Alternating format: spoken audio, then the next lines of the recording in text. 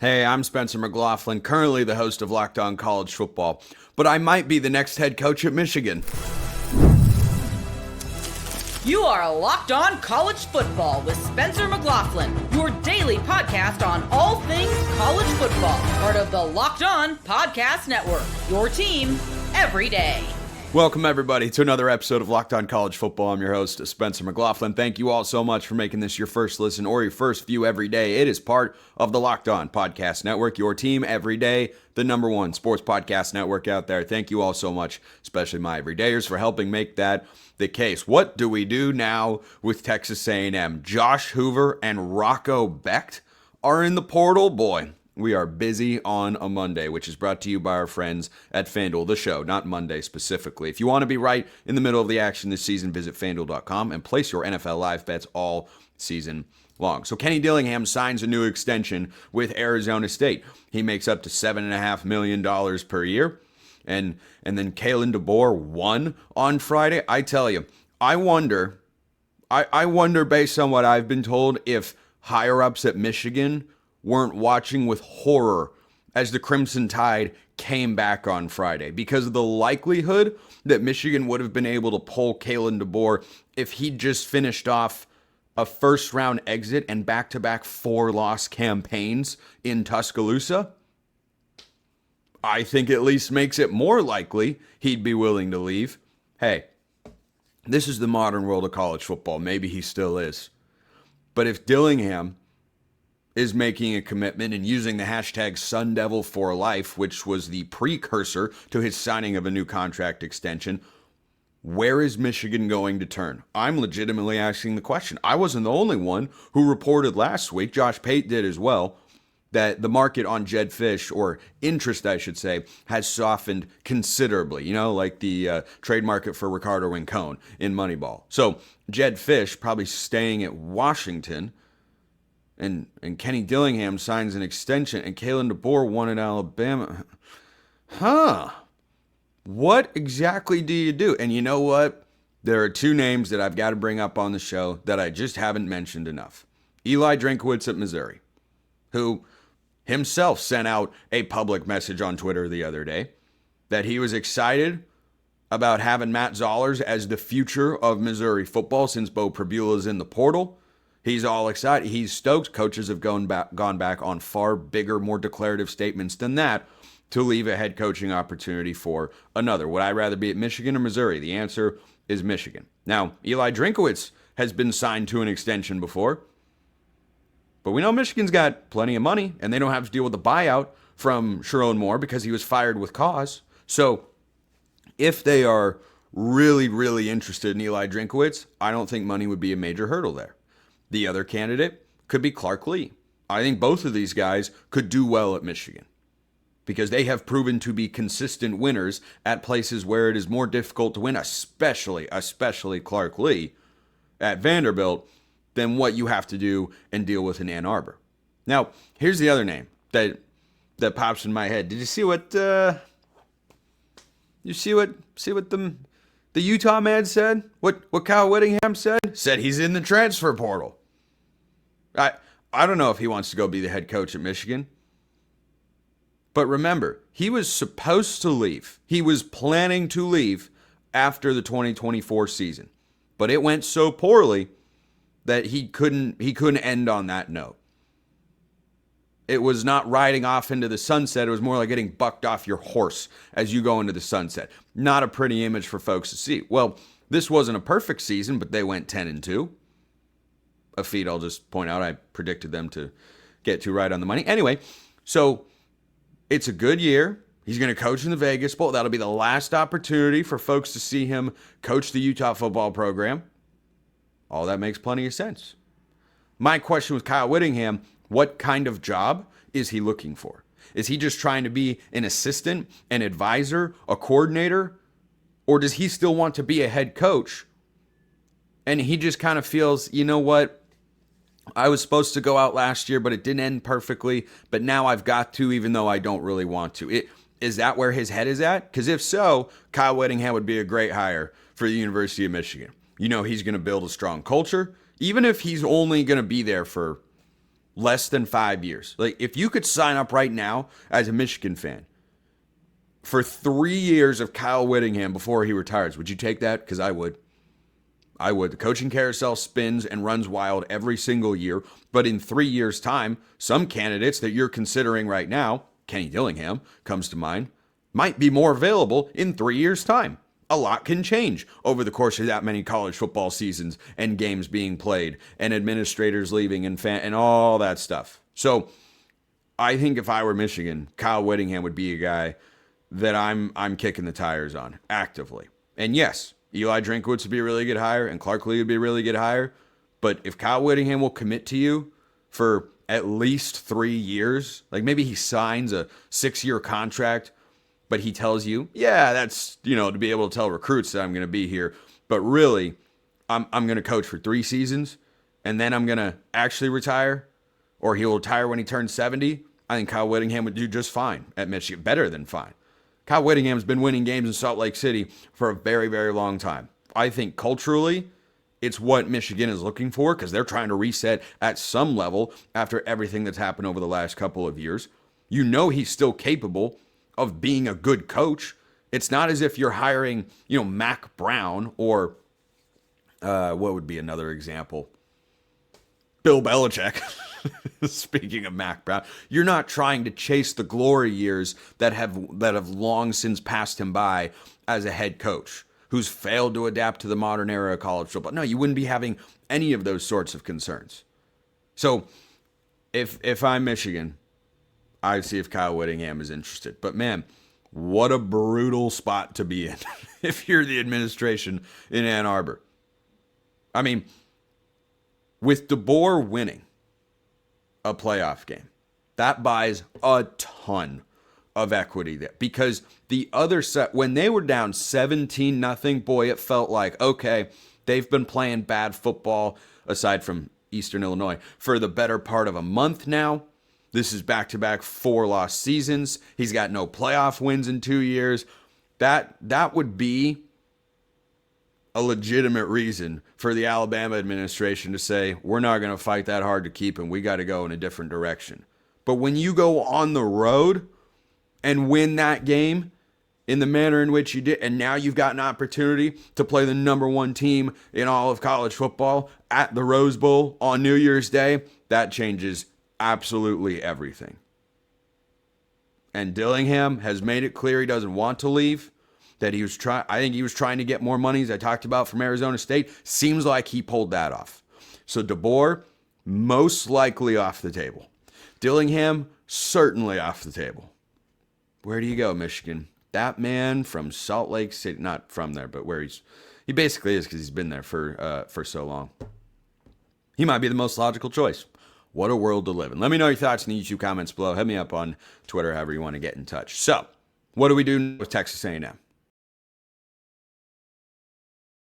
First, this episode brought to you by our friends at FanDuel. NFL Sundays, they move fast. One big play, and suddenly everything feels different. That's what makes live betting with FanDuel so exciting. You're not just watching the game. You're reacting to it in real time. With FanDuel, you can place bets as the action unfolds. Every drive, every momentum swing, every highlight moment. Live betting is best when the game starts to shift, like the playoff game did on Friday night in Norman. A receiver gets hot. A defense tightens up. Alabama's did that. Or the momentum flips after a turnover. Alabama's did that as well. What do you know? FanDuel lets you jump into the moment. If you want to bet these upcoming college football playoff matchups, like Indiana, last I checked, as I record the show, -5 against Alabama. What a world. What a world to be in, where Indiana is favored by more than a field goal against the Alabama Crimson Tide. That's the college football world we've got. If you think that's too crazy to be true or realistic, well, FanDuel.com. That's the place to go. If you want to be right in the middle of the action this season, visit FanDuel.com and place your NFL live bets all season long. FanDuel, the game moves fast, and so can you. Well, Texas A&M, that didn't go according to plan at all whatsoever. They lose at home. Oof, that's painful. I mean, the crowd at Kyle Field, despite the early kickoff, was electric. Had a nighttime style atmosphere at Kyle Field. And guess what? Texas A&M failed to find the end zone. A couple of takeaways here. First of all, brutal end to what looked like a once promising season for Texas A&M. You lose to your rival and then you lose a home playoff game. There is no worse way to end a college football season in which you've won 11 games. I don't think it gets any worse. I really don't know what you could have drawn up to make it worse than that. Takeaway number 2, rough look for the SEC. This is just another data point that I'm just stashing away in my head. Anytime I come across the SEC homer crowd and go, well, wait a minute, Miami plays in the ACC, which I even agree is the 4th best conference, but neither one of these teams were good enough to make their conference championship game, and Miami just walked in and held you without a touchdown. Texas A&M had a couple things go wrong in this game. Number 1, their offensive line that was one of the 12 finalists for the Joe Moore Award this year did not show up. They got manhandled by Miami up front. And you got to credit Mario Cristobal and his staff, because everything that he's ever done in his coaching career is about the trenches. And Miami had the better trench play. Their defensive line dominated the Aggies, and their offensive line allowed Mark Fletcher to run for 174 yards. That'll get it done, and indeed it did. Incredible win by Miami. And look, it was ugly. This was an ugly, sloppy, messy. These are 2 very flawed football teams. The 2 best playoff games that didn't involve the group of 5 were great examples of why the playoff never really needed to go beyond 6 or 8 teams. Because I know neither one of these teams is going all the way. But was it entertaining? Sure, it absolutely was. But the other reason it went wrong for Texas A&M is what I talked about going into the game. And I picked the wrong team. I had the cause of loss identified. I just went the wrong direction. I thought Carson Beck on the road would struggle. I mean, he wasn't good. 14 of 20, 103 yards and a touchdown. But you know what he didn't do? He didn't lose a fumble. Marcel Reed turned it over 3 times. I came in on the show last week into this very mic with this same setup, looked you all in the eye, and said quarterback turnovers are going to happen in this game. Carson Beck fumbled once but didn't lose it. Marcel Reed, 3 turnovers, including the game clincher in the end zone. Carson Beck, 0 turnovers. Sometimes it's just that simple, guys. Sometimes you just need to be a game manager. That's not a word that gets carried around in a positive light. But a game manager doesn't lose you the game. Marcel Reed lost you the game. Marcel Reed couldn't get going. And I don't know whether or not Texas A&M fans are going to go out and blame Colin Klein because he was focused on Kansas State and doing all this. I don't buy into that at all. I really don't. I have watched coordinators make runs to the national championship game. Dan Lanning had been announced as the next Oregon head football coach. And guess what? Coordinated Georgia to a national championship and then made his way over to Eugene. Heck, Dan Lanning's coordinators right now have both been announced as head coaches. You've got the Kentucky and Cal Twitter accounts sending out messages of support for their future head coaches. And guess what? Oregon dominated. Yep, they're playing a much weaker opponent. No question about it. But I don't for 1 minute lay any blame at the feet of Colin Klein for taking a job at his alma mater, or the fact that he had taken a job and, well, I mean, that distracted him. And that, no, Texas A&M was just a very flawed football team. They played the same first half that they did earlier this season at home against South Carolina. The difference is Miami is an actually good football team, and Texas A&M was playing a much better team than South Carolina. That's the difference. Now, on the whole, you cannot, even with this outcome, which is just a horrible, leaves a bitter, sour, no good, very bad taste in your mouth if you're a Texas A&M fan. You still cannot, with any shred of honesty, look at this year and say it was a failure or a massive disappointment. The ending was a letdown, but Texas A&M winning 11 regular season games? They were on the doorstep of the SEC championship game? Yeah. You'd love to get there. Yeah, you should have won a home playoff game. I thought they were going to, just really because they were at home. But what Mike Elko has done, who you've locked up for the future, has come in and won immediately and then won a lot more. And I don't think Texas A&M is going to get any worse. I don't think they're going anywhere. I think what Saturday showed you is how far Texas A&M still has to go, because mostly they can't get out of their own way. Miami did a lot to disrupt them, without question, but Texas A&M all year has been very up and very down. The great teams, they don't come down that far. No one plays great football every single week, but you've got to raise your floor. Texas A&M's floor is too low. And Marcel Reed is a big reason behind that. He has to continue to progress. And now the attention for me with Texas A&M, because Mike Elko is a defensive guy, it turns to Holloman Wiggins. You might not know who that is. He's been the receivers coach at Texas A&M since he came over with Mike Elko. Before that, he was the associate head coach and wide receivers coach at Alabama. He's been around for a while. He's now the Texas A&M offensive coordinator. I think Colin Klein is sharp.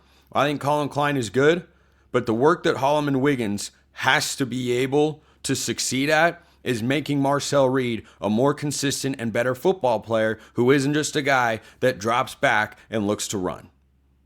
Because that needs to be an asset, and unless you are formulating an offense, which Texas A&M certainly has not, that is based around the quarterback run to the level of Lamar Jackson with the Ravens, or back to his time at Louisville, or Haynes King at Georgia Tech. Unless you are going to shift to that sort of offensive system, and I don't think that's where A&M wants to go, he has to become a better passer. Because Carson Beck didn't play great in this game. Miami's offense, nothing impressive. I think Ohio State is beating either of these teams. I think they're going to beat Miami comfortably in the next round. But the reason that Texas A&M isn't getting that opportunity is that their quarterback is not a fully refined product yet. His potential is immense, but as a passer, he's just way too inconsistent. You cannot going 25 of 39, that's not all that bad, but he was only 6 yards per attempt, and he had 2 picks, no touchdowns, and he lost a fumble. And this may shock you, the turnovers had an impact in the game. So I picked the wrong quarterback to turn the ball over. Fully admit that. I think Carson Beck will probably have 1, maybe 2 picks against that Ohio State defense. But this is still an incredible win from Miami. I will talk about what it means for the Canes more probably on tomorrow's show. But for Texas A&M, it is really, really hard to not be a prisoner of the moment, to not feel like, oh my gosh, that was the worst thing I've ever watched. This is the worst end of the season. You're still going in the right direction. I'm not fading Texas A&M next year just because of this performance. I expect him to have a good offseason. I expect him to continue to be one of the best teams in the SEC, who just lost to one of the best teams in the ACC. Not a great look. Not a great look. They are the first team to lose a home playoff game in a non-conference battle. That's tough.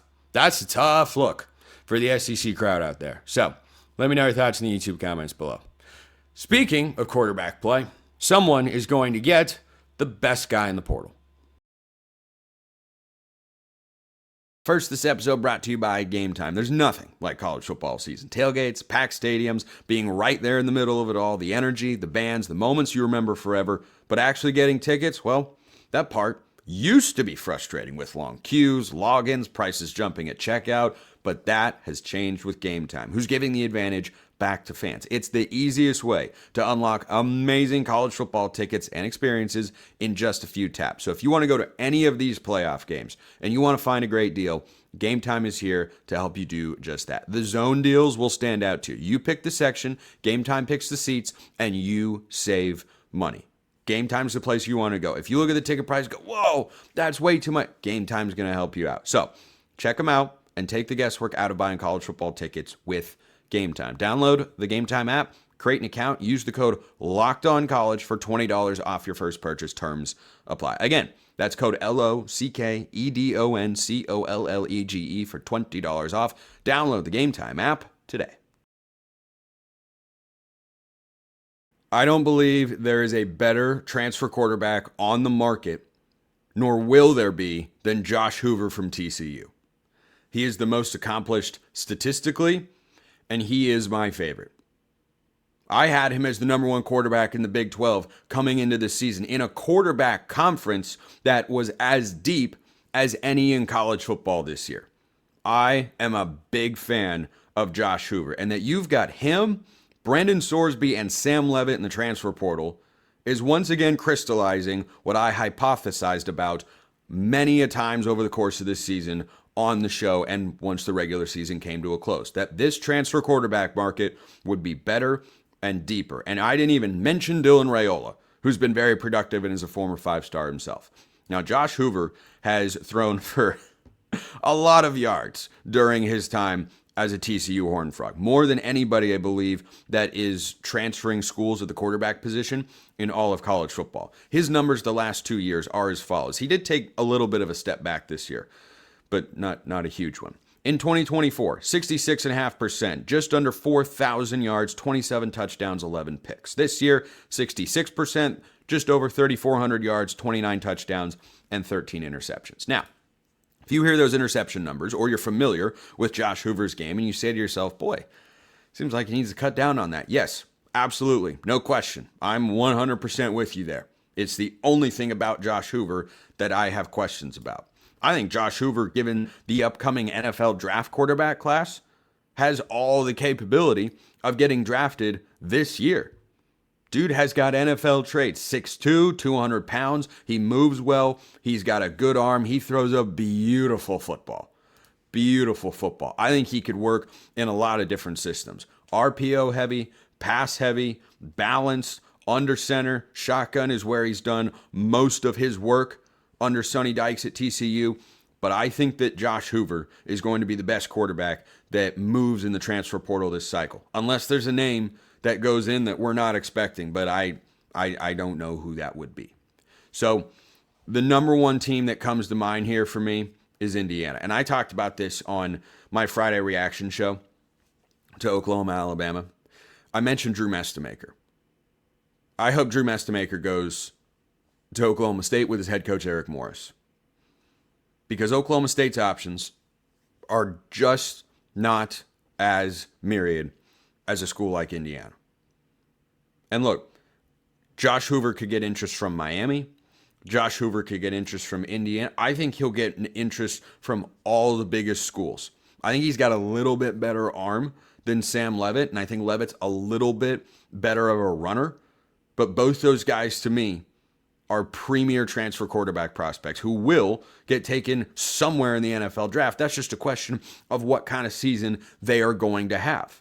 So I am absolutely as bullish as you could possibly be on Josh Hoover. Because if you can make it there, I don't know if I finished this line or not, from just a great song, New York, New York by Frank Sinatra. Really, really good. Anyway, one of my favorites. If you can make it there, you can make it anywhere. TCU is not a poverty program that lacks resources, that didn't give him any sort of help over the last couple of years. He is going to wind up at a school with a significantly better situation than what he had at TCU. And it wasn't bad. But I think you're going to see Josh Hoover playing for a big-time program next year. And I think he'll knock it out of the park. I think he's the sort of guy you can build a transfer portal class around. You go and land Josh Hoover. You can then go to receivers, offensive linemen, tight ends, heck, even defensive guys and say, hey, we got Josh Hoover coming in. They'll go, oh, wait, really? Oh, I want to go there. I want to play with that guy. I'll be surprised if Josh Hoover's not in the college football playoff next year. That speaks to both his talent and the caliber of program that I think goes after him. So that's that. Here's a name that I was not expecting, but I wasn't totally shocked by. Rocco Becht is in the transfer portal. He has started each of the last 3 years at Iowa State. So Jimmy Rogers is going to have to find another option at quarterback. Maybe there's one in-house, but as I mentioned, pretty active quarterback market out there in the transfer world. So I like Rocco Becht. It's hard to not like Rocco Becht. Guy is a proven winner. Took Iowa State to the Big 12 championship game last year. He is incredibly solid. Did not have his best statistical season this year. I think he is going to see a level of upgrade in support similar to what Will Howard underwent during the time in which he went from Kansas State to Ohio State.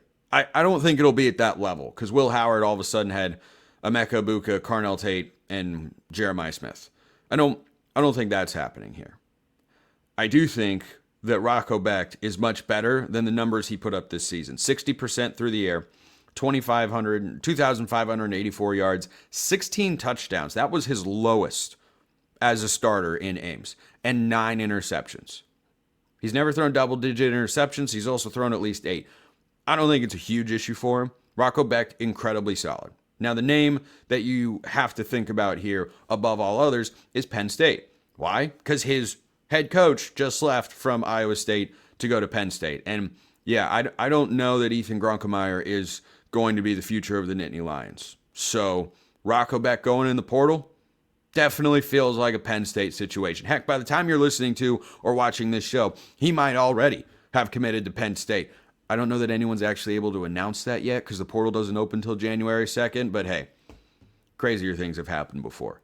So I don't think that Rocco Becht is the sort of game-changing quarterback that Josh Hoover is, that Sam Leavitt is. Heck, I don't think he's even as good as Brendan Sorsby.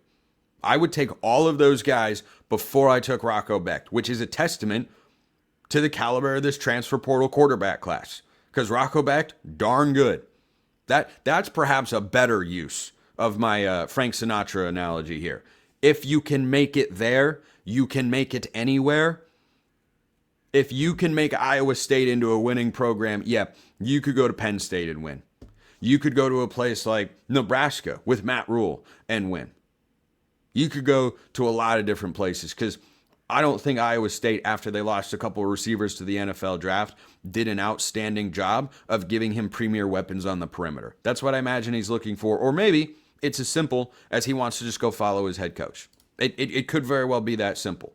But the Big 12 movement of quarterbacks, I expect Brendan Sorsby to go to Texas Tech. I wouldn't sleep on Indiana in those particular sweepstakes, but that certainly seems like the most likely spot, given that his girlfriend committed to play volleyball there. Sam Leavitt feels LSU, but again, a lot of different fits. I think Hoover could fit almost anywhere. I think Rocco Becht, he's not someone you're going to run a pass-heavy offense through, but he's someone who you can put behind center and say, okay, go win us some football games. And though this is not always the nicest term, it actually is a compliment. Go manage the game. Rocco Becht's a high-end game manager. So if you gave him, I don't think an Indiana situation is a perfect fit, but frankly, a Nebraska, I think could be a good fit for Rocco Becht. Penn State, obviously, would be a great fit for Rocco Becht. He is a good transfer quarterback prospect. I do not put him in the same class and give him the same upward potential as a Sam Leavitt or a Josh Hoover. Josh Hoover, I think, is going to be the best quarterback that transfers this offseason. Appreciate everyone listening. I'll see you next time. And until then, hope you all have a wonderful rest of your day.